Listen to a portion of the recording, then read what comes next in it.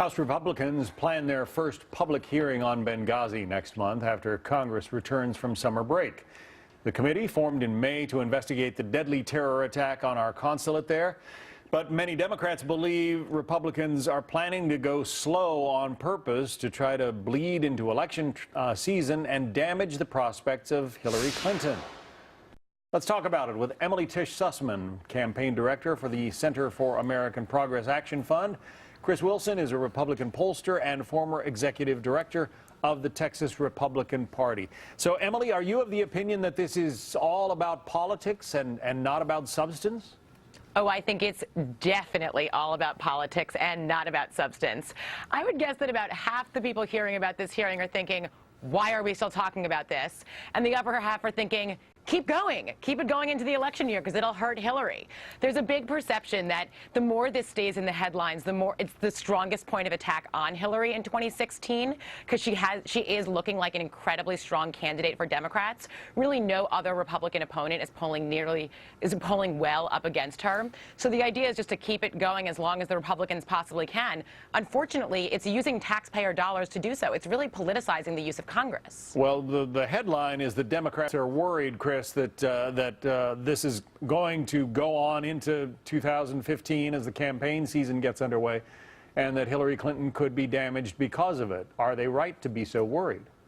I think they are right to be worried. I mean, what we're learning is that Barack Obama has weakened America in ways that we're just beginning to discover and understand, and that's going to come home and roost over the next few years. Benghazi is big, no question about it, but it's just one part of a whole pattern of failures that all originate from Hillary Clinton's time of Secretary of State. And I'll tell you some people who aren't wondering about these committee investigations. That's the family of the people who were killed. They're wanting the investigations to go forward. They want to find out what happened. They want to get to the bottom of it. And I think we've got to understand that as the world continues to descend into chaos, as the reports that you've been going through one after another, and America is increasingly marginalized and threatened, it really calls into question what Hillary Clinton was doing when she had the reins and why voters should even consider trusting her with the ultimate authority of the presidency. When she had that moment at the microphones in front of an earlier congressional committee, Emily, where she said, you know, what difference does it make? I mean, I think there are a lot of people who are somewhat offended by that. I mean, it does make a difference whether these were, you know, organized jihadis out to get Americans or just some people who were deciding to protest. There is a difference, as we're seeing with the formation of ISIS. There's a difference in the kinds of people who are causing trouble in the Middle East. There is a difference, but what has already been determined by the House Oversight Committee is that there was no illegal activity here. There was no illegal activity. I feel like that point cannot be hit home strongly enough. You know, so there may be a difference of how it was handled, and I think the thing that everybody agrees on is that the intel community did not do well with rapid response, pulling information forward right afterwards, but there was no illegal activity. So to keep it moving forward is really just political. It's not, you know, it's really not about getting to the bottom of it. We've gotten to the bottom of it. But Chris, not everybody's looking for illegal activity. It's a question of competence, isn't it? It is.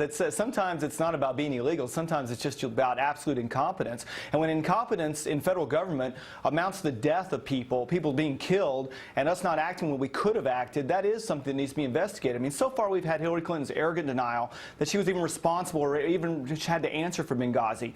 Then we've had a half-hearted defense of her performance, and then now she's moved into this plaintive misery wailing that, well, she was right, but Obama just didn't listen to her. I mean, it's worse than being for it before you were against it. It's like I was for it, I was against it, and well, I was right, but nobody listened to me. I mean, how in the world can someone who takes that stance and that approach to dealing with an issue as important as Benghazi be even considered for President of the United States? Well, again, the hearings are going to get underway sometime after Congress reconvenes after the August recess.